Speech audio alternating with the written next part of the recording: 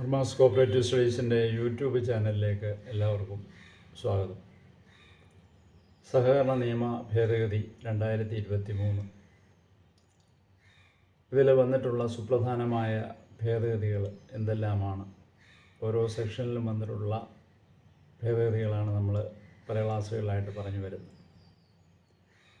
അപ്പോൾ നമ്മൾ കഴിഞ്ഞ ക്ലാസ് വരെ 68 സെക്ഷൻ 68 വരെയുള്ള ഭേദഗതികൾ കണ്ടു. സെക്ഷൻ 68 സർചാർജ്, അതുപോലെ ഒരു പുതിയ സെക്ഷൻ 68B എന്നും പറഞ്ഞ് കൊണ്ടുവന്നിട്ടുണ്ട്. Power of government or registrar to deal with irregularities, ക്രമക്കേടുകൾ മുതലായവ കൈകാര്യം ചെയ്യുന്നതിന് ഗവൺമെൻറ്റിനോ സർക്കാരിനോ ഉള്ള അധികാരങ്ങളെ സംബന്ധിച്ച് 68B. അങ്ങനെ ആ രണ്ട് സെക്ഷനാണ് കഴിഞ്ഞ ക്ലാസ്സിൽ നമ്മൾ കണ്ടത്. ഇന്ന് സെക്ഷൻ 69 എന്ന് പറയുന്നത് disputes to be decided by cooperative arbitration court and registrar. അപ്പോൾ സെറ്റിൽമെൻറ്റ് ഓഫ് ഡിസ്പ്യൂട്ട്സ് എന്ന് പറയുന്ന ആ ചാപ്റ്ററിനകത്താണ് സെക്ഷൻ 69 വരുന്നത്. ഈ 69A 69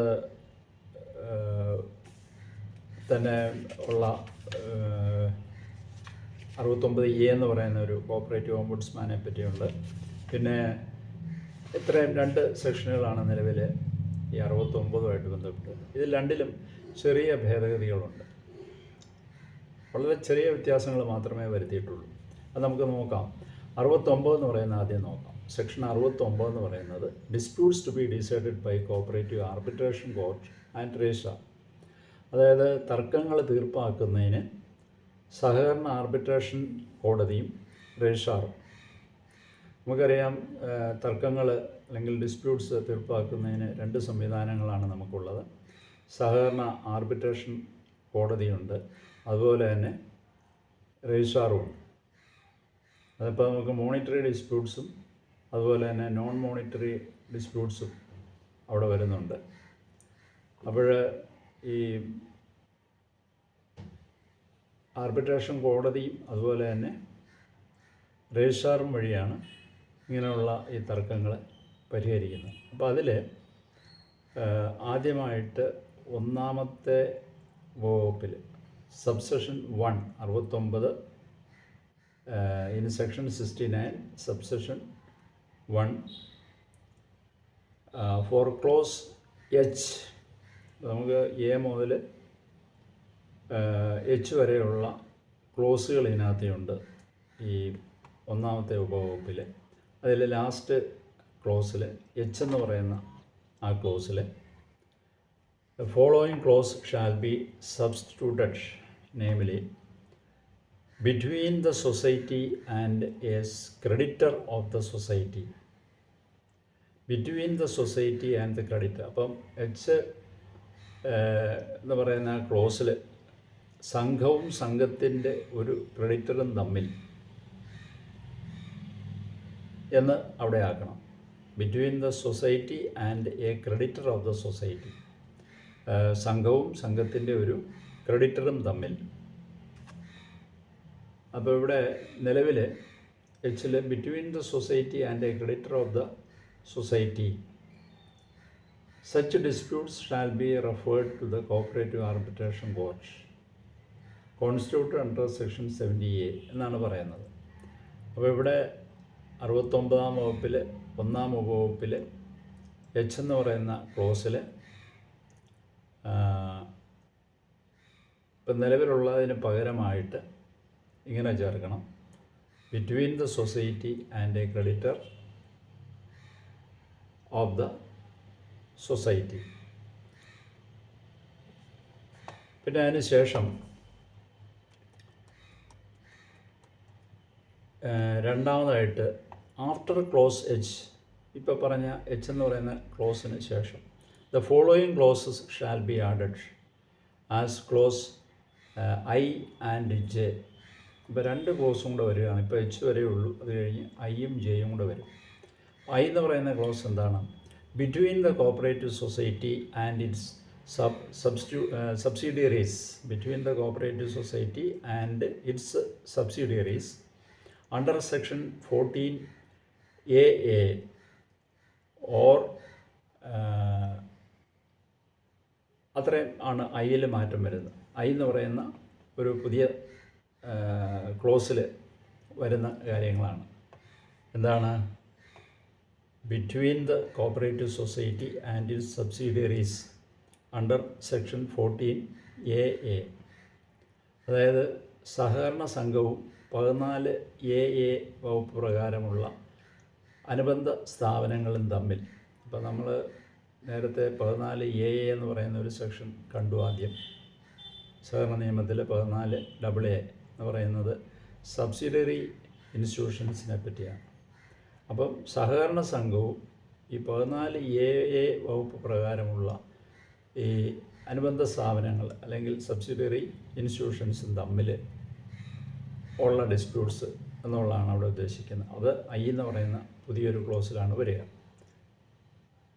ഇനി ജെ എന്ന് പറയുന്ന ഒരു പുതിയ ക്ലോസ് രണ്ടാമതായിട്ട്, അത് between the members of the partnership formed under section 14B such disputes shall be referred to the cooperative arbitration court and constituted under section 70A in the case of non-monetary disputes and to the registrar of cooperative societies in the case of monetary disputes.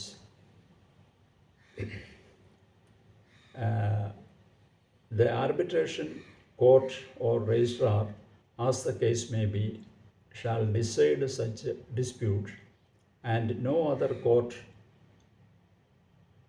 or other authority shall have jurisdiction to entering any suit or other proceedings in respect of such disputes. അതാണ് jail വരിക.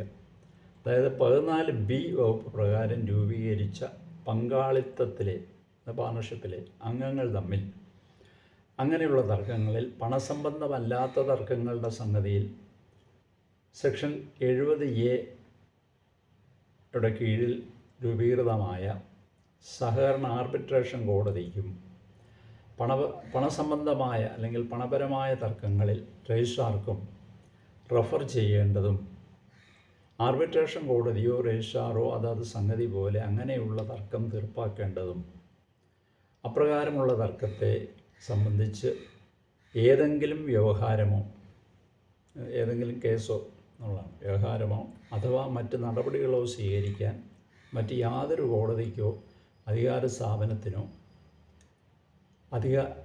ആധികാരികത ഉണ്ടായിരിക്കുന്നതല്ലാത്തതുമാകുന്നു എന്നാണ് ഈ J എന്ന് പറയുന്ന ക്ലോസിൽ പുതുതായിട്ട് വന്നിരിക്കുന്നത്. ഒന്നുകൂടെ പറയാം. 14B വകുപ്പ് പ്രകാരം രൂപീകരിച്ച പങ്കാളിത്തത്തിലെ, അതായത് പാർട്ണർഷിപ്പിലെ അംഗങ്ങൾ തമ്മിൽ അങ്ങനെയുള്ള തർക്കങ്ങളിൽ, പണസംബന്ധമല്ലാത്ത തർക്കങ്ങളുടെ സംഗതിയിൽ 70A വകുപ്പിൻ കീഴിൽ രൂപീകൃതമായ സഹകരണ ആർബിട്രേഷൻ കോടതിക്കും, അത് നമുക്കറിയാം സെക്ഷൻ 70Aയുടെ കീഴിൽ രൂപീകരിച്ചാണ് കോപ്പറേറ്റീവ് ആർബിട്രേഷൻ കോർട്ട്. അപ്പോൾ നോൺ മോണിറ്ററി ഡിസ്പ്യൂട്ടുകൾ പരിഹരിക്കുന്നത് കോപ്പറേറ്റീവ് ആർബിട്രേഷൻ കോർട്ടാണ് നമുക്കറിയാം. മോണിറ്ററി ഡിസ്പ്യൂട്ടുകൾ രജിസ്ട്രാറുമാണ്.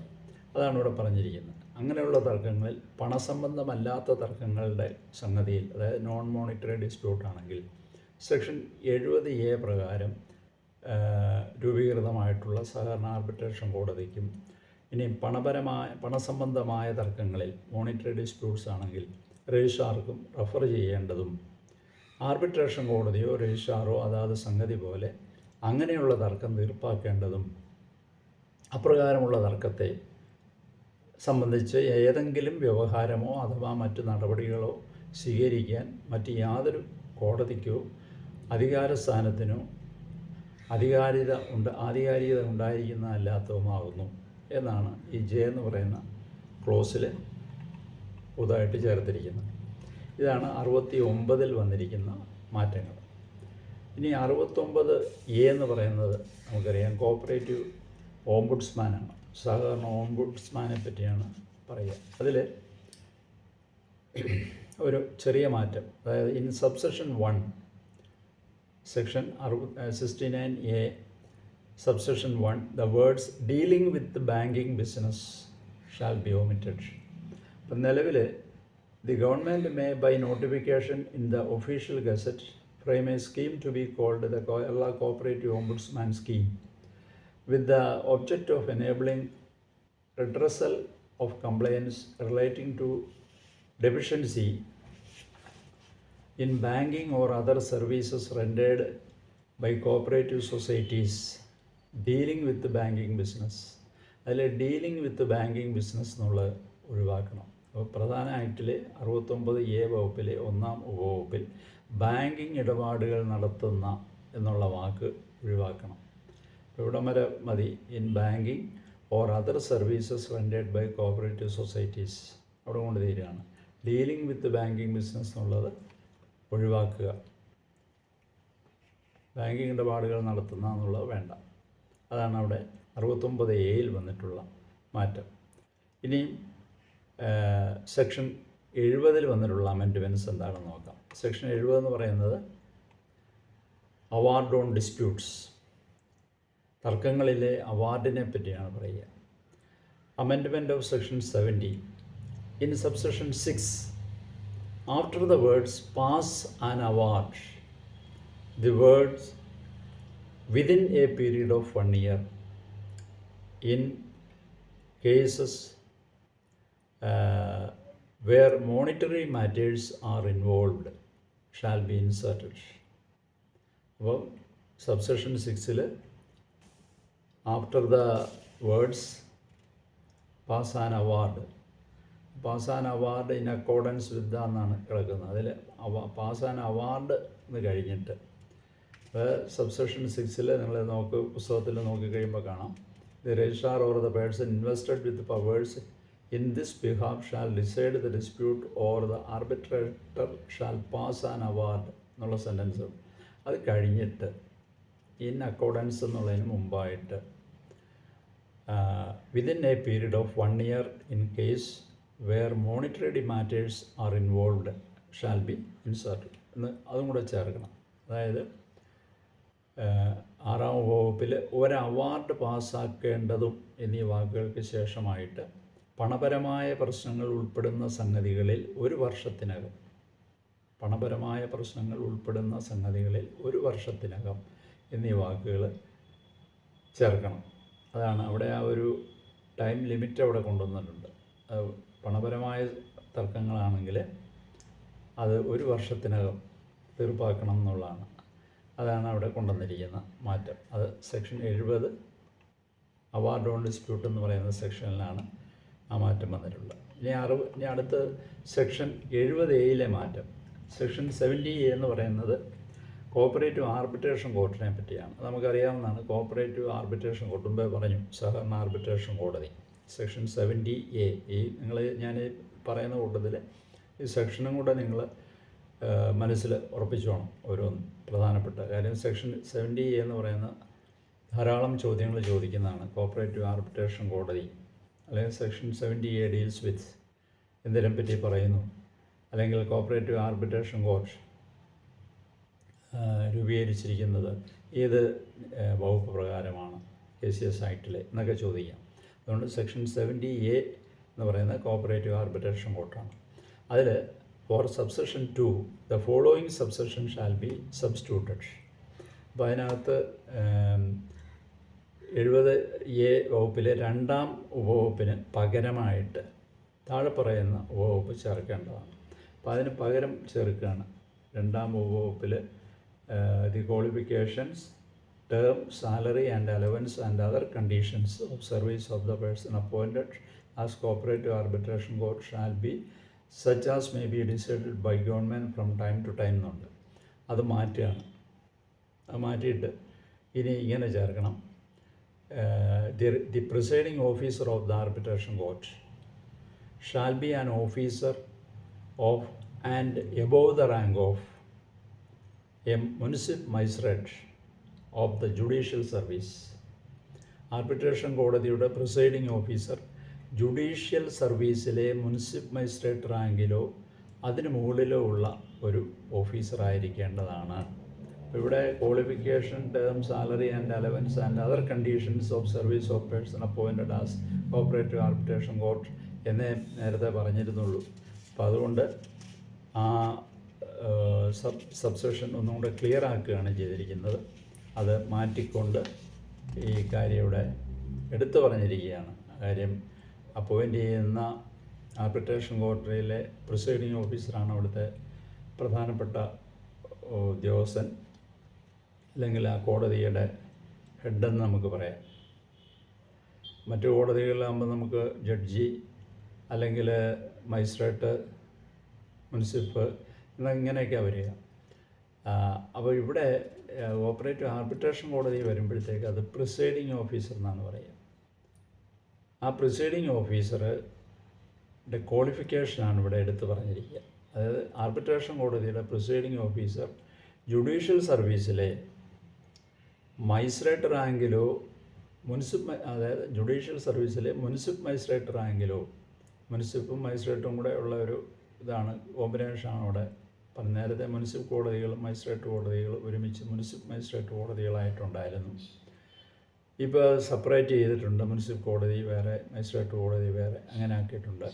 അപ്പോൾ മുനിസിപ്പൽ മജിസ്ട്രേറ്റ് റാങ്കിലോ അങ്ങനെയുള്ള ആ ഒരു റാങ്കിലോ അല്ലെങ്കിൽ അതിന് മുകളിലോ ഉള്ള ഒരു ഓഫീസർ ആയിരിക്കേണ്ടതാണ്.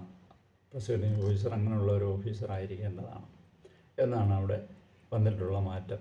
സെക്ഷൻ 70A സബ്സെഷൻ 2 മാറ്റിക്കൊണ്ടാണ് ഈ പറഞ്ഞിരിക്കുന്നത് ചേർക്കേണ്ടത്. The presiding officer of the arbitration court shall be an officer of and above the rank of a municipal magistrate of the judicial service.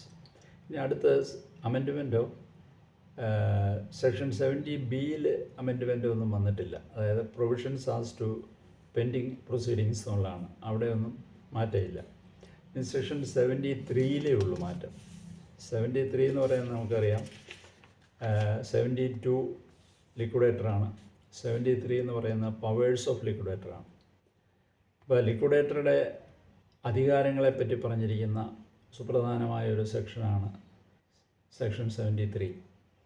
അതിൽ in subsection 2A and it's explanation for the words 3 years, the words 2 years shall be substituted. അപ്പോൾ ഇതിനകത്ത് subsection 2A the liquidator shall complete the winding up proceedings within a period of 3 years എന്നായിരുന്നു. 3 വർഷത്തിനകം liquidator ഈ winding up നടപടികൾ പൂർത്തീകരിക്കണം എന്ന് പറഞ്ഞിരിക്കുന്നത്. From the date of his appointment under subsection 1 of section 72 subsection 1 പ്രകാരം നിയമിതനാകുന്ന liquidator ആ അപ്പോയിൻമെൻറ്റ് ഡേറ്റ് മുതൽ 3 വർഷത്തിനകം ലിക്വിഡേഷൻ നടപടികൾ പൂർത്തീകരിക്കേണ്ടതാണ് എന്നായിരുന്നു നിലവിൽ ഉണ്ടായിരുന്നത്. അത് മാറ്റിയിട്ട് ആ 3 വർഷത്തിനകം എന്നുള്ളത് 2 വർഷത്തിനകം ആക്കി. അതാണ് 2A എന്ന് പറയുന്ന വകുപ്പിൽ. അതുപോലെ അതിൻ്റെ എക്സ്പ്ലനേഷനുണ്ട്. ആ എക്സ്പ്ലനേഷനിലും ഈ മാറ്റം വരുത്തണം. 3 വർഷം എന്ന വാക്കുകൾക്ക് പകരം 2 വർഷം എന്നാക്കി ചുരുക്കണം. അപ്പോൾ അവിടെ ഒരു വർഷം കുറച്ചിരിക്കുക. അത് കഴിഞ്ഞ് എക്സ്പ്ലനേഷൻ താഴെ പറയുന്നുണ്ട്, in computing the period of 3 years, the period during which an appeal, if any, preferred against an order of winding up of a society under section 71 is pending shall be excluded എന്നുണ്ട് explanation. ആ വിശദീകരണത്തിൻ്റെ അവിടെയും in computing the period of 3 years എന്നുള്ളത് in computing the period of 2 years എന്നാക്കണം. അതാണ് പറഞ്ഞിരിക്കുന്നത്. In subsection 2A and it's explanation. ഈ subsection 2Aയിലും അതിൻ്റെ എക്സ്പ്ലനേഷനിലും നിലവിലുള്ള 3 എന്നുള്ളിടത്ത് 2 എന്നാക്കണം, 2 വർഷം എന്ന് ആക്കണം എന്നാണ് പറഞ്ഞിരിക്കുന്നത്. അതാണ് സെക്ഷൻ 73 വന്നിട്ടുള്ള ഒരു മാറ്റം. ഇനിയും അതിനോട് അനുബന്ധിച്ച് തന്നെ മറ്റൊരു മാറ്റമുണ്ട്. In subsection 2A after the explanation the following provision shall be added. ഈ ഇപ്പോൾ പറഞ്ഞ എക്സ്പ്ലനേഷൻ കഴിഞ്ഞിട്ട്, ഈ 2Aയിലെ എക്സ്പ്ലനേഷൻ കഴിഞ്ഞിട്ട് പുതുതായിട്ടൊരു പ്രൊവിഷൻ കൊണ്ടുവന്നിരിക്കുക. ആ പ്രൊവിഷൻ ഇതാണ്: provided that if the winding up proceedings cannot be completed within a period of 2 years From the date of appointment of liquidator under subsection 1 of section 72, the liquidator shall submit a report to the government through the registrar stating the procedural constraints which prevent him to complete the proceedings, and in such cases issue the final order with the permission of the government within the time stipulated by the government as may be prescribed, provided, however, that such extension shall not exceed a period of 1 year. അപ്പോൾ ഇതിനകത്ത് കൊണ്ടുവന്നിരിക്കുന്ന പുതിയ ഒരു provision ഈ 2A എന്ന് പറയുന്ന ഉപവകുപ്പിൽ വിശദീകരണത്തിന് ശേഷം ചേർത്തിരിക്കുകയാണ്. എന്നാൽ 72-ാം വകുപ്പിൻ്റെ 1-ാം ഉപവകുപ്പ് പ്രകാരം ലിക്വിഡേറ്ററെ നിയമിച്ച തീയതി മുതൽ 2 വർഷക്കാലയളവിനുള്ളിൽ സമാപന നടപടികൾ പൂർത്തീകരിക്കാൻ കഴിയാത്ത പക്ഷം ലിക്വിഡേറ്റർ നടപടിക്രമങ്ങൾ പൂർത്തീകരിക്കുന്നതിന് അദ്ദേഹത്തിനെ തടസ്സപ്പെടുത്തുന്ന നടപടികളിലെ തടസ്സങ്ങൾ വിവരിച്ചുകൊണ്ട് രജിസ്ട്രാർ മുഖേന ഒരു റിപ്പോർട്ട് സമർപ്പിക്കേണ്ടതും സർക്കാരിലേക്ക് സമർപ്പിക്കേണ്ടതും അങ്ങനെയുള്ള സംഗതികളിൽ നിർണ്ണയിക്കപ്പെടുന്ന പ്രകാരം സർക്കാർ നിശ്ചയിച്ചിട്ടുള്ള സമയപരിധിക്കുള്ളിൽ സർക്കാരിൻ്റെ അംഗീകാരത്തോടുകൂടി അന്തിമ ഉത്തരവ് പുറപ്പെടുവിക്കേണ്ടതുമാണ്. എന്നാൽ യാതൊരു കാരണവശാലും അത്തരം ദീർഘിപ്പിക്കൽ 1 വർഷക്കാലയളവ് അധികരിക്കാൻ പാടില്ലാത്തതാണ്. അപ്പം സർക്കാരിന് വേണമെങ്കിൽ ഇത് നീട്ടിക്കൊടുക്കാം. ഈ 2 വർഷ കാലയളവിൽ ലിക്വിഡേറ്റർക്ക് അത് പൂർത്തീകരിക്കാൻ സാധിച്ചിട്ടില്ലെങ്കിൽ ലിക്വിഡേറ്റർ രജിസ്ട്രാർ വഴി അതിൻ്റെ ഒരു വിശദീകരണം സർക്കാരിലേക്ക് സമർപ്പിക്കണം. എന്തെല്ലാം തടസ്സങ്ങളാണ് നടപടിക്രമത്തിൽ വന്നത്, അതുകൊണ്ട് ഇത് ദീർഘിപ്പിച്ച് തരണം, എക്സ്റ്റെൻഡ് ചെയ്ത് തരണമെന്നും പറഞ്ഞ് ആ സമയപരിധി എക്സ്റ്റെൻഡ് ചെയ്യാൻ വേണ്ടി ഒരു അപേക്ഷ കൊടുക്കാം, റിപ്പോർട്ട് കൊടുക്കാം, രജിസ്ട്രാർ വഴി ഗവൺമെൻറ്റിൽ കൊടുക്കാം. പക്ഷേ ഗവൺമെൻറ്റിന് അത് പരിശോധിച്ച് ഒരു ഫൈനൽ ഓർഡർ വേണമെങ്കിൽ കൊടുക്കാം, എക്സ്റ്റെൻഡ് ചെയ്ത് കൊടുക്കാം. പക്ഷേ യാതൊരു കാരണവശാലും അങ്ങനെ എക്സ്റ്റെൻഡ് ചെയ്യുന്ന ദീർഘിപ്പിക്കുന്ന ഒരു കാലയളവ് എന്ന് പറയുന്നത് 1 വർഷ കാലയളവ് അധികരിക്കാൻ പാടില്ല. ഇപ്പോൾ ഇവിടെ 2 വർഷം എന്നുള്ളതാണ് പറയുക. അപ്പോൾ 1 വർഷവും കൂടെ അത് എക്സ്റ്റെൻഡ് ചെയ്ത് കൊടുക്കുക. 1 വർഷ കാലയളവിൽ മാക്സിമമാണ്, അത് കൂടുതൽ എക്സ്റ്റെൻഡ് ചെയ്യാൻ പാടില്ല എന്നാണ് പറഞ്ഞിരിക്കുന്നത്. ഇനി അടുത്ത അമെൻഡ്മെൻറ്റ് സെക്ഷൻ 74C ആണ്. 74 എന്ന് പറയുന്നത് cancellation of registration of A society, അതാണ് 74. പിന്നെ 74A എന്ന് പറയുന്നത് ഇൻഷുർഡ് കോപ്പറേറ്റീവ് ബാങ്ക്സിനെ പറ്റിയാണ്. 74B എന്ന് പറയുന്നത് ഓപ്പണിംഗ് ഓഫ് ബ്രാഞ്ചസ് ആണ്, പുതിയ ബ്രാഞ്ചുകൾ ഓപ്പണിംഗ് ചെയ്യുന്നത്. 74C എന്ന് പറയുന്നത് ഇൻസ്പെക്ഷൻ ഇൻ സർട്ടൻ കോപ്പറേറ്റീവ്സ്, അതിലാണ് അമെൻഡ്മെൻറ്റിന് വന്നിട്ടുള്ളത്. ഇൻസ്പെക്ഷൻ ഇൻ സർട്ടൻ കോപ്പറേറ്റീവ്സ്, ചില സംഘങ്ങളിൽ പരിശോധന സംബന്ധിച്ച്. അതിൽ the existing section shall be numbered as subsection 1. ഇപ്പോൾ അവിടെ സബ്സെക്ഷൻ ഒന്നുമില്ല 74C. അപ്പോൾ അവിടെ നിലവിലുള്ള പറഞ്ഞിരിക്കുന്നിടത്ത് 1 ഇടണം, സബ്സെക്ഷൻ 1 ആക്കണം. കാര്യം പുതുതായിട്ട് ഇവിടെ ഒരു സബ്സെക്ഷൻ കൂടെ 2 വരിക, അതുകൊണ്ട് അത് 1 ആക്കണം. നിലവിലുള്ള paragraph notwithstanding anything contained എന്ന് പറഞ്ഞ് തുടങ്ങുന്നുണ്ട്. എനിത്തിങ് കണ്ടെയ്ൻഡ് ഇൻ സെക്ഷൻ 66 എന്ന് പറഞ്ഞ് അവിടെ 1 ഇടുക. അതിനുശേഷം ആഫ്റ്റർ സബ്സെക്ഷൻ 1, അത് നിലവിലുള്ളതിന് മാറ്റമൊന്നുമില്ല. അതിനുശേഷം so numbered the following subsection shall be added. Number 2 എന്ന് പറയുന്ന സബ്സെക്ഷനിൽ the registrar shall suggest remedial action to government to restructure the activities if necessary based on the report of inspection എന്നും കൂടെ അതിൻ്റെ കൂടെ വരിക. അതാണ് പുതുതായിട്ട് വന്നിട്ടുള്ളത്. അതായത് 74C എന്ന് പറയുന്നതിൽ ഇപ്പോൾ നിലവിലുള്ള 1 ആക്കുക വകുപ്പ്, അതിനുശേഷം രണ്ടാമത് പുതിയൊരു വകുപ്പ് കൊണ്ടിരുന്നു. അതിതാണ് രജിസ്ട്രാർ പരിശോധനാ റിപ്പോർട്ടിൻ്റെ അടിസ്ഥാനത്തിൽ ആവശ്യമെങ്കിൽ പ്രവർത്തനങ്ങൾ പുനഃസംഘടിപ്പിക്കുന്നതിനുള്ള പരിഹാര നടപടികൾ സർക്കാരിനോട് നിർദ്ദേശിക്കേണ്ടതാണ്. രജിസ്ട്രാർ പരിശോധനാ റിപ്പോർട്ടിൻ്റെ അടിസ്ഥാനത്തിൽ, ഇൻസ്പെക്ഷൻ റിപ്പോർട്ടിൻ്റെ അടിസ്ഥാനത്തിൽ ആവശ്യമാണെങ്കിൽ പ്രവർത്തനങ്ങൾ പുനഃസംഘടിപ്പിക്കുന്നതിനുള്ള പരിഹാര നടപടികൾ സർക്കാരിനോട് നിർദ്ദേശിക്കേണ്ടതാണ്. ഇങ്ങനെ ഒരു പുതിയ ഒരു സബ്സെക്ഷൻ 2 എന്നും പറഞ്ഞ് അവിടെ ഇൻസ്പെക്ഷൻ ഇൻ സർട്ടൻ കോപ്പറേറ്റീവ്സ് എന്നുള്ള 74C വന്നിട്ടുണ്ട്. ഇനിയും ഒരു സബ്സെക്ഷനും കൂടെ, ഒരു സെക്ഷനിലുള്ള മാറ്റം കൊണ്ട് നമുക്ക് നോക്കി ഇന്നത്തെ ക്ലാസ് അവസാനിപ്പിക്കാം. Amendment of section 76. Section 76 amendment എന്താണ്? സെക്ഷൻ 76 എന്ന് പറയുന്നത് എക്സിക്യൂഷൻ ഓഫ് ഓർഡേഴ്സ് എക്സെട്ര, ഉത്തരവുകളുടെ മറ്റ് നിർവഹണം സംബന്ധിച്ചാണ്. ഓർഡർ, അതായത് ഉത്തരവ് അല്ല, എക്സിക്യൂഷൻ നടപടി ക്രമങ്ങൾ, എക്സിക്യൂഷൻ ഓഫ് ഓർഡേഴ്സ് എക്സെട്ര, അതാണ് section 76. In section 76 of the Principal Act, after the words, figures and bracket, subsection 2 of section 68, the words, figures and letter or every order of the Ombudsman provided under section 69A or an order shall be inserted. അപ്പോൾ 76 എന്ന് പറയുന്ന ഈ വകുപ്പിലെ ഭേദഗതി ഇതാണ്. പ്രധാന ആക്ടിലെ 76-ാം വകുപ്പിലെ 68-ാം വകുപ്പ് 2-ാം ഉപവകുപ്പ് പ്രകാരമോ എന്നീ വാക്കുകൾക്കും അക്കങ്ങൾക്കും ബ്രാക്കറ്റിനും ശേഷം 69A വകുപ്പിൽ വ്യവസ്ഥ ചെയ്യുന്ന ഓംബുഡ്സ്മാൻ്റെ ഏതൊരു ഉത്തരവോ എന്നീ വാക്കുകളും അക്കങ്ങളും അക്ഷരവും ചേർക്കേണ്ടതാണ്. അപ്പം in section 76 of the principal act, after the words, figures and bracket, subsection 2, subsection